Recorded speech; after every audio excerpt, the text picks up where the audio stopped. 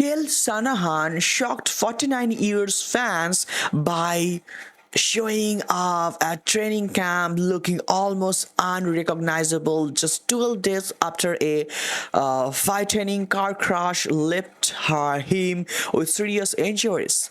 The San Francisco coach appeared Sunday wearing sunglasses, sporting a mustache and protecting a broken hand.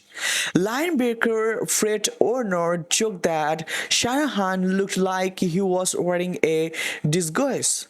Shanahan watched practice beside general manager John Lynch for about 30 minutes before leaving. The only 14-2 car crash happened in Palo Alto.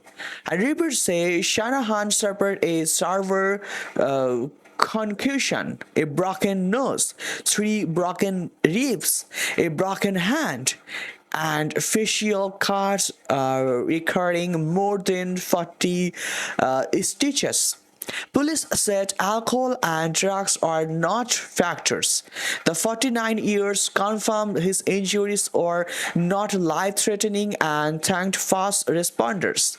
Assistant head coach Chris Forrester and the coordinator are handling coaching duties while Shanahan recovers.